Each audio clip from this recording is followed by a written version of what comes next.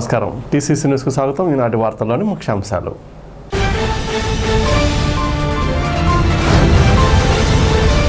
మే 20న జరగబోవు దేశవ్యాప్త సమ్మెను విజయవంతం చేయాలి. సిఐటియు రాష్ట్ర కార్యదర్శి కె ఉమామహేశ్వరరావు.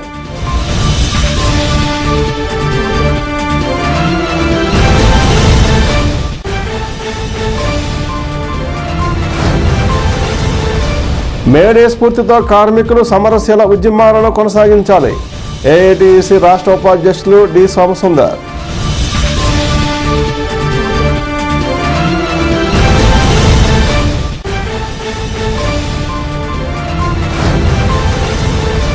జిల్లా అదనపు జడ్జి షేక్ సికిందర్ బాషా ఆధ్వర్యంలో ఆటో డ్రైవర్లకు న్యాయ విజ్ఞాన సదస్సు నిర్వహణ.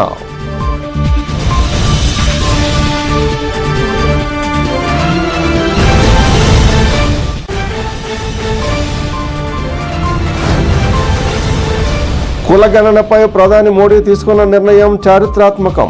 బీసీ సంక్షేమ సంఘం జిల్లా అధ్యక్షులు వర్ధనపల్లి కాశీ.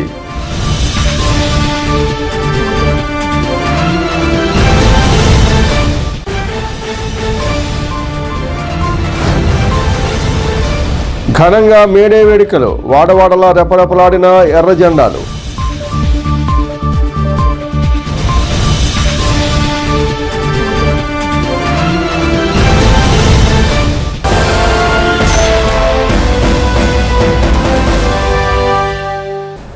నాలుగు లేబర్ కోడ్లను రద్దయ్యే వరకు పోరాటాలు చేయాలని, మే 20వ తేదీన జరగబోయే దేశవ్యాప్త సమ్మెను జయప్రదం చేయాలని సిఐటియు రాష్ట్ర కార్యదర్శి కె ఉమామహేశ్వరరావు పిలుపునిచ్చారు. తాడేపూడెం పట్టణం సిఐటియు కమిటీ ఆధ్వర్యంలో ప్రపంచ కార్మిక దినోత్సవం సందర్భంగా అన్ని యూనియన్ల ఆఫీసుల వద్ద, పని ప్రదేశాలలో సిఐటియు జెండాలను, నివాస ప్రాంతాల్లో పార్టీ జెండాలను ఎగరవేశారు. అనంతరం ఎన్కే గ్రౌండ్ నందు భారీ బహిరంగ సభను జవాది శ్రీను అధ్యక్షతన జరిగింది.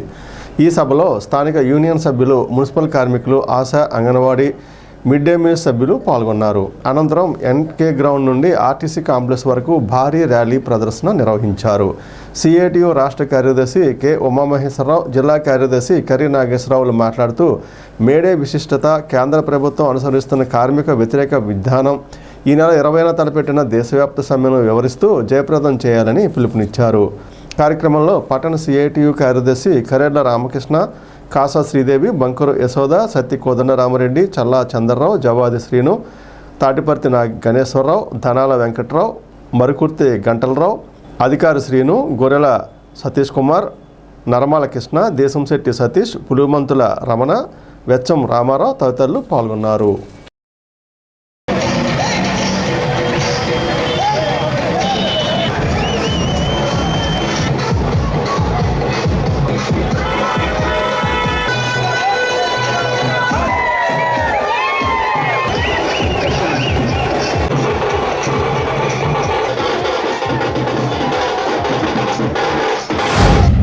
ఒకనాటి రోజుల్లో చీకటి రోజులు కార్మిక వర్గానికి రోజుకు 17 గంటలు 18 గంటలు పనిచేయాల్సి వచ్చేది. భార్య పిల్లలతోటి కాలం గడపడానికి ఉండేది కాదు, విశ్రాంతికి అవకాశం ఉండేది కాదు. ఎప్పుడు రమ్మంటే అప్పుడు, ఎన్ని గంటలు పని చేయమంటే అన్ని గంటలు, తిండి ఉన్నా లేకపోయినా కార్మిక వర్గం తలలోంచి పని చేయాల్సి వచ్చేది. ప్రమాదం జరిగితే కుక్కల్ని చేసినట్టు ట్రీట్ చేసేవాళ్ళు, నష్టపరిహారం ఇచ్చేవాళ్ళు కాదు. ఏ రకమైనటువంటి సంక్షేమ పథకాలు లేవు. అట్లాంటి బానిస జీవితాల నుంచి బయటపడటం కోసం 1886లో అమెరికా దేశంలోని చికాగో నగరంలో కార్మిక వర్గం ఉద్యమించారు. లక్షలాది మంది సమ్మెలో పాల్గొన్నారు. ఆ చికాగో నగరంలోని హే మార్కెట్ దగ్గర సమ్మె చేస్తున్న కార్మికులు వేలాది మంది ప్రదర్శన చేస్తూ ఉంటే, ఈ కార్మికులు మాకు వ్యతిరేకంగా సమ్మె చేస్తారా, ప్రదర్శన చేస్తారా, వీళ్ళకెంత బలుపు వచ్చిందా అని చెప్పే పద్ధతిలో యాజమాన్యం, పోలీసులు, ప్రభుత్వం కొమ్మక్కై ఆ ప్రదర్శన మీద పోలీసు రాక్షసత్వాన్ని ప్రదర్శిస్తే, పోలీసు కాల్పులు జరిపితే, ఆ కాల్పుల సందర్భంగా మొదటి రోజు 4, రెండో రోజు ఇంకో 4 ప్రాణాలు కోల్పోయారు. చాలామంది వాళ్ళు బయట ఏమనుకుంటారంటే, ఈరోజు మేడే అంటే కార్మికులకు సంబంధించిన పండుగ, అందుకోసం ఈరోజు కార్మికులంతా కూడా ఎర్ర చట్టాలు వేసుకొని వాళ్ళు జెండాలు ఎగరేసుకుంటారు, చాక్లెట్లు పంచుకుంటారు, స్వీట్లు పంచుకుంటారు. వాళ్ళ పండుగ కాబట్టి అనేక పండుగలు ప్రతి సంవత్సరం జరుగుతుంటాయి. క్రిస్టియన్స్ సంబంధించి క్రిస్మస్, అలాగే ముస్లిమ్స్ సంబంధించి రంజాను, మన హిందువులకు సంబంధించి అనేక పండుగలు, మన ప్రధానంగా ఆంధ్రాలో సంక్రాంతి లాంటి పండుగలు ఏ విధంగా అయితే నిర్వహించుకుంటామో ఆ విధంగానే మేడేని కార్మికులు పండుగ నిర్వహించుకుంటారనేది ఒక పద్ధతి. కానీ దీంట్లో ఒక ప్రత్యేకత ఉంది. ఇతరులు అనుకున్నట్టు లేదా మనవాళ్ళు కొంతమంది భావిస్తున్నట్టుగా ఇది పండుగే కాదు. మన కార్మికులకు సంబంధించి దేశదినం. ఈ దేశదినం అంటే ఏంటి? దేశదినం కార్మికులు ఎందుకు దేశంగా పాటించాలి దీన్ని అంటే 1986 ప్రాంతంలో రోజుకి 16 గంటలు 18 గంటలు కాదు, మనిషి అన్నవాడు కార్మికుడు అన్నవాడికి 8 గంటలే ఉండాలి. 8 గంటల పని విధానం కోసం అమెరికాలో ఉన్నటువంటి చికాగో నగరంలో ఉన్నటువంటి హే మార్కెట్లో కార్మికులు పోరాటం చేశారు. కార్మిక హక్కుల పరిరక్షణకు మేడే స్ఫూర్తితో కార్మిక వర్గం సమరశీల ఉద్యమాలను కొనసాగించాలని సిఐటియు రాష్ట్ర ఉపాధ్యక్షులు డి సోమసుందర్ పిలుపునిచ్చారు. మేడే సందర్భంగా ఏఐటిసి ఆధ్వర్యంలో ఎస్వీఆర్ సర్కిల్ నుండి భారీ ర్యాలీ నిర్వహించారు. అనంతరం స్థానిక వాసవి కళ్యాణ మందిరంలో బహిరంగ సభ జరిగింది. సభకు ఓసూరు వీర్రాజు అధ్యక్షత వహించారు. M Harish, Tadikonda Vasu, Kalinga Lakshmanarao, K Lakshminarayana, P Adinarayana, Padala Srinivas, K Balaji, Attilibabi, Lingampalli Gandhi, వివిధ యూనియన్ల ప్రతినిధులు పాల్గొన్నారు. స్థానిక న్యాయ సేవాధికార సంస్థ తరపున న్యాయవాదులు దూలం విజయ్ కుమార్, మాకా సత్యనారాయణ విచ్చేసి తమ సంఘీభావం తెలిపారు. కాగా అరుణ పతాకాలతో ర్యాలీ ఘనంగా జరిగింది.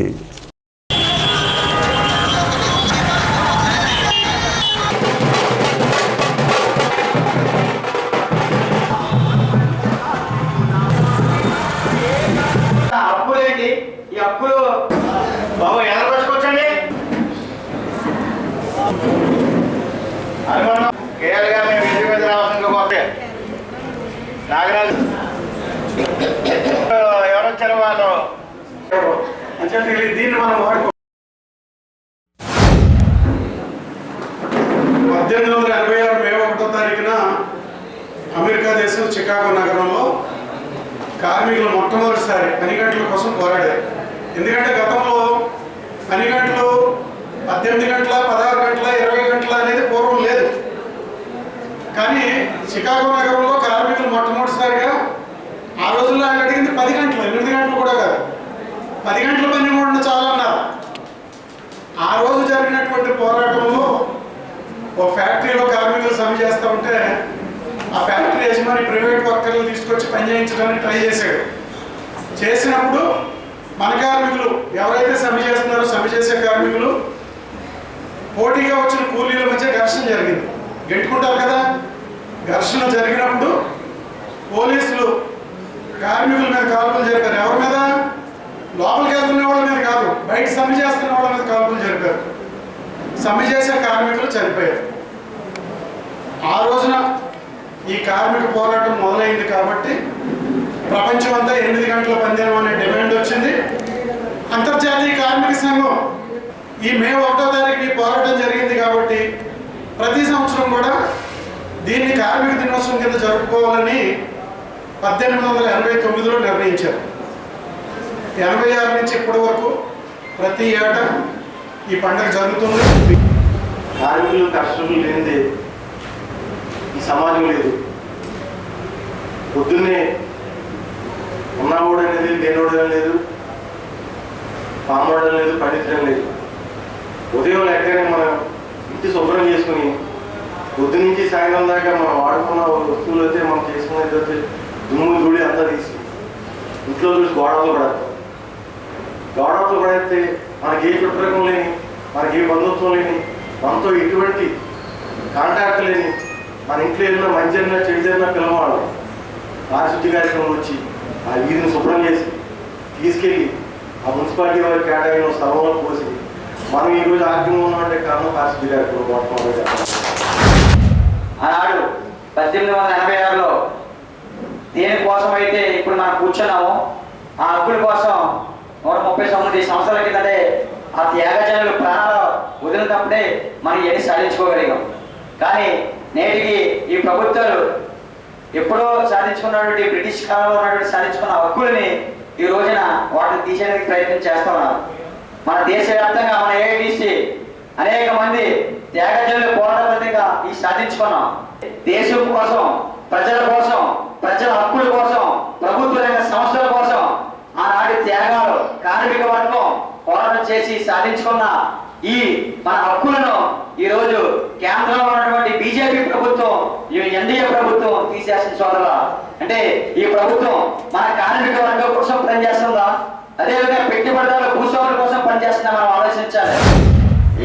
139వ మేడే ఒక ఎత్తు అయితే ఈ 39వ మేడే మనం ఉద్యమాలతో ముందుకెళ్ళాలని, మన కలిసికట్టుగా పోరాడాలని, మన కేంద్రం కానీ రాష్ట్ర కమిటీలు కానీ ఏ పిలుపు అయితే ఆ పిలుపు మేరకు మనందరం కలిసికట్టుగా పోరాడాలని, చట్టాలు 26 చట్టాలను 4 కోళ్లుగా విభజించారు. మన ఢిల్లీలో రైతులు సంవత్సరంన్నర పోరాడి హక్కుల్ని ఎలాగైతే వెనక్కి మళ్లించుకున్నారో అలాగే మన కార్మికులందరూ మన హక్కుల కోసం పోరాడి మన హక్కులు సాధించుకోవాలని, ఇంకా కొత్త పోరాటం మొదలు పెట్టాలని ఇక్కడికి వచ్చిన ఏఐటీసీ కార్మికులందరికీ మేడే శుభాకాంక్షలు తెలుపుకుంటూ రాష్ట్ర జిల్లా న్యాయ సేవాధికారి సంస్థల ఆదేశాల మేరకు తాడేపగూడెం మండల లీగల్ సర్వీసెస్ కమిటీ చైర్మన్, జిల్లా అదనపు జడ్జి షేక్ సికిందర్ బాషా ఆధ్వర్యంలో మేడే ఉత్సవాలను గురువారం నిర్వహించారు. న్యాయ విజ్ఞాన సదస్సును ఆటో డ్రైవర్లకు నిర్వహించారు. ఈ సదస్సులో కేంద్ర ప్రభుత్వం ప్రవేశపెట్టిన ఈ-గ్రామ్ కార్డులను నమోదు చేయించుకోవాలని, కార్మికులకు ఉన్న హక్కులు, బాధ్యతలు, వారు తీసుకోవాల్సిన జాగ్రత్తలను సదస్సులో న్యాయమూర్తులు అవగాహన కల్పించారు. Legal services chairman Sheikh Sikandar బాషాతో పాటుగా senior civil judge K Madhavi, principal junior civil judge S Suryakiran Sri, 2వ అదనపు జిల్లా judge Lalitha Kumari, bar association president Sirigineni Vijayakrishna, పౌర ప్రెసిడెంట్ దోలం విజయకుమార్లు పాల్గొన్నారు. మీరందరూ కూడా ఆటో కార్మికులు, అసంఘటిత రంగంలోంచి ఉన్నారు. మీరు అనార్గనైజ్డ్ సెక్టర్. మీలో చాలామందికి వాహనాలు ఓన్ ఉండొచ్చు, సొంతవి ఉండొచ్చు, లేదా బ్యాంక్ హైపాటికేషనో లేకపోతే లీజ్ తీసుకోనో రెంట్ మీద నడిపే వాళ్ళు చాలామంది ఉన్నట్టున్నారు. అంతే, అందరికీ ఓన్ వెహికల్స్ ఉండాలని లేదు.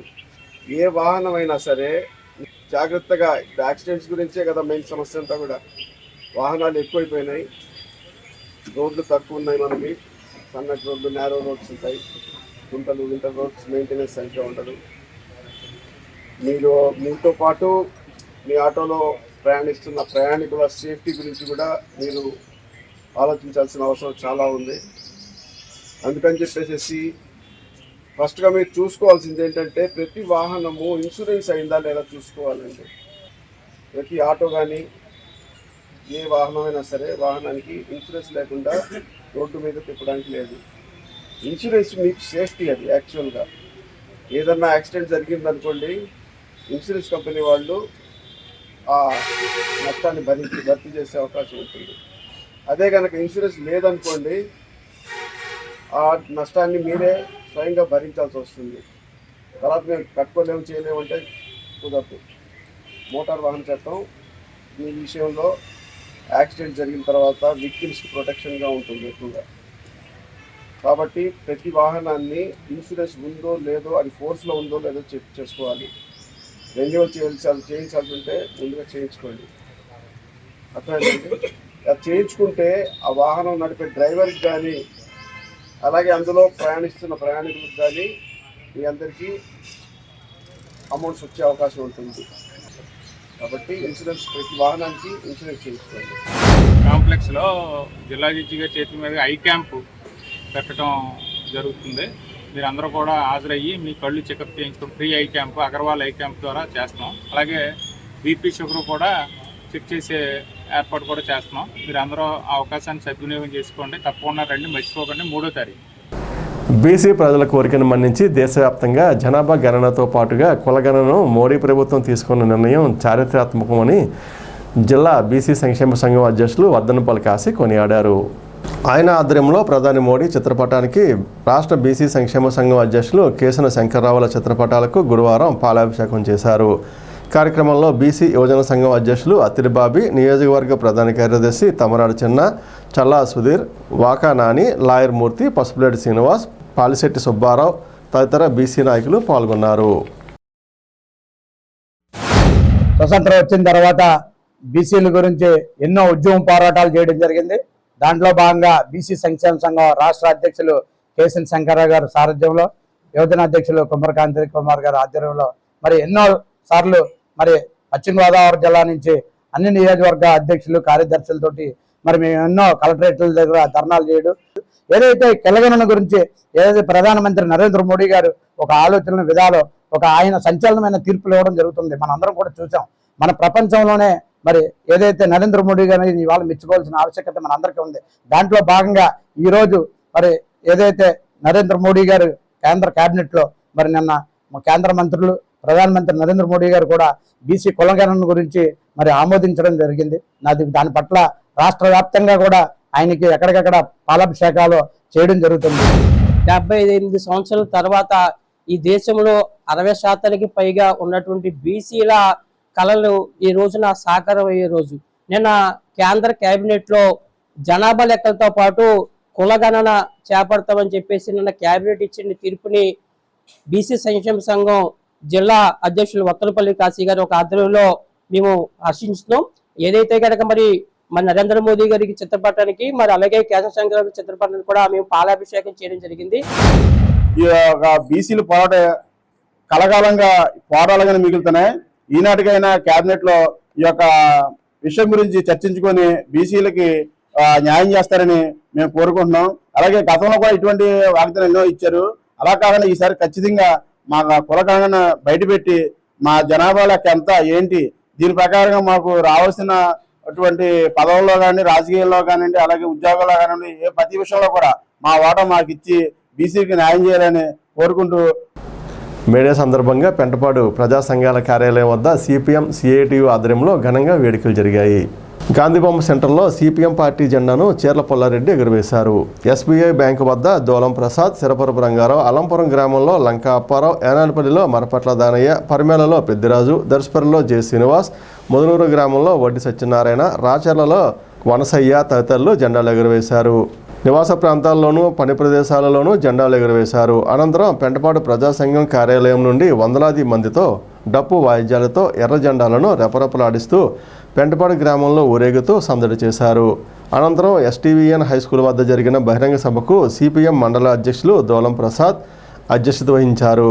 సభలో జిల్లా సెక్రటరీ చింతకాయల బాబురావు, సిఐటియు జిల్లా ఉపాధ్యక్షులు సిరపురపు రంగారావులు కార్మికులను ఉద్దేశించి ఉత్తేజకరమైన సందేశాన్ని ఇచ్చారు.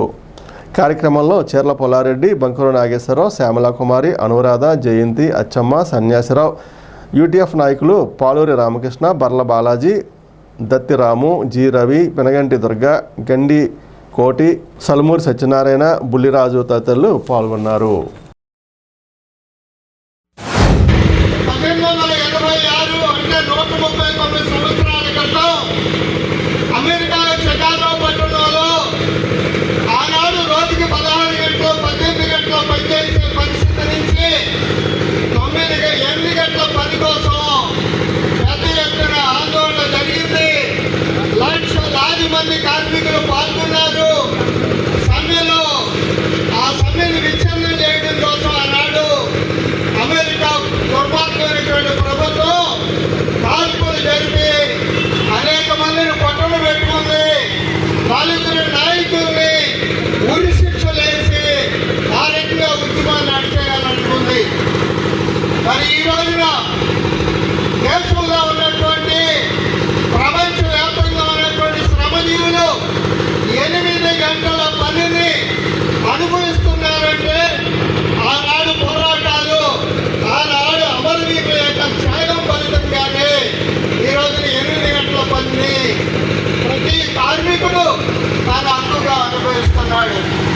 అందుకనే మనందరం మేడే సందర్భంగా ఆ అమరవీరులకి శ్రద్ధాంజలి కల్పించి అమరవీరుల పోరాటాన్ని, చైతన్యాన్ని, స్ఫూర్తిని ముందుకు తీసుకెళ్తామని ప్రతిజ్ఞ చేయాల్సినటువంటి అవసరం ఉంది.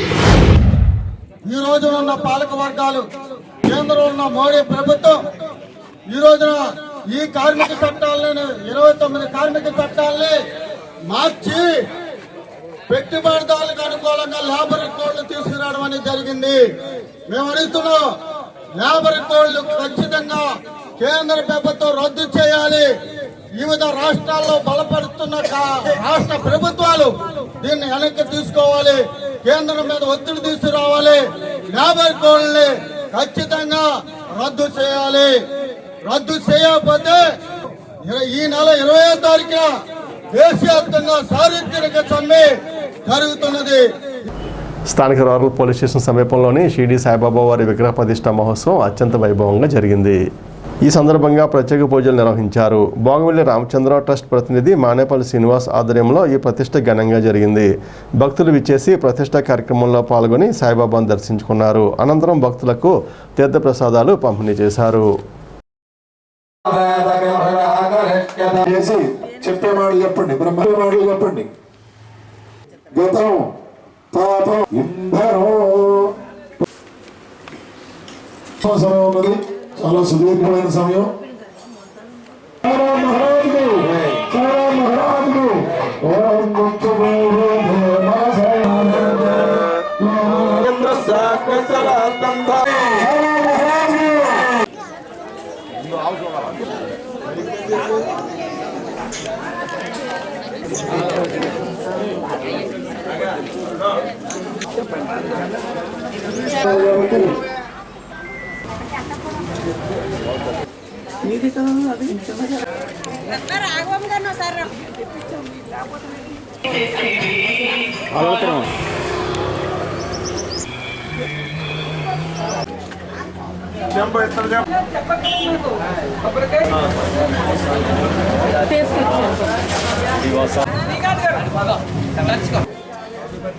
శ్రీకాంత్ గారు సర్వాధికారులు సమర్పణ చేస్తూ ఉన్నారు. వారిని ఆశ్రయం చేస్తారు.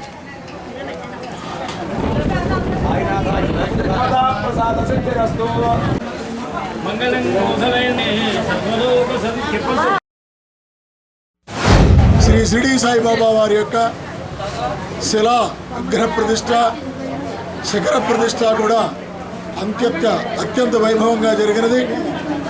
అనేక మంది భక్తులు విశేషంగా ఈ ప్రతిష్టా కార్యక్రమాల్లో పాల్గొని స్వామివారిని దర్శించుకుని బాబావారి యొక్క ప్రసాదాన్ని కూడా తీసుకున్నారు. మరి గత 3 రోజులుగా మంగళవారం నాడు సంకల్పం చేసుకుని విఘ్నేశ్వర పూజాది కార్యక్రమాలతో ఈ కార్యక్రమం ప్రారంభమైనది. స్వామివారి యొక్క యంత్రాల్ని ఎక్కువ శక్తివంతం చేయడం కోసం అనేక అధివాసాలు చేశారు. క్షీరాధివాసం చేశారు, జలాధివాసము, ధాన్యాధివాసము, పుష్పాధివాసము, ఫలాధివాసము, పంచశయ్యాధివాసము, అలాగే ఇంకా అనేకమైనటువంటి అధివాసాలు వారు చేసి యంత్రాల్లో మరి చక్కగా ఆ శక్తిని ప్రవేశపెట్టే విధంగా పండితులందరూ కూడా విశేషమైన కార్యక్రమాలు చేసి ఈ బోగమిల్లి రామచంద్రరావు గారి చారిటబుల్ ట్రస్ట్ ఆధ్వర్యంలో మరి మానేపల్లి శ్రీనివాసరావు గారు చక్కగా ఏర్పాట్లు చేయించగా మరి ఇతర పండిత బృందంతా కూడా కలిసి ఆ యొక్క యాజమాన్యంలో ఈ ప్రతిష్టా కార్యక్రమాన్ని దిగ్విజయం జరిగింది. కార్మిక చట్టాలను కాలరాస్తూ కార్మిక వ్యతిరేక విధానాలను అవలంబిస్తున్న పాలకులకు వ్యతిరేకంగా పోరాడాలని మేడే స్ఫూర్తితో బలమైన ఉద్యమాలను నిర్మించాలని సిపిఐ పట్టణ కార్యదర్శి మండల నాగేశ్వరరావు పిలుపునిచ్చారు. మేడే పురస్కరించుకుని గురువారం పట్టణంలోని పలు ప్రాంతాల్లో సిపిఐ ఆధ్వర్యంలో ఎర్ర జెండాలు ఎగురవేశారు. కార్యక్రమంలో సిపిఎం పట్టణ కార్యదర్శి మండల నాగేశ్వరరావు, వడ్డాది మేరీ, నాగరాజు, నాగలక్ష్మి, నిమ్మకాయల కుమార్, అల్లంరాము, పెంటాదుర్గ, నడిమింటి ప్రసన్న తదితరులు పాల్గొన్నారు.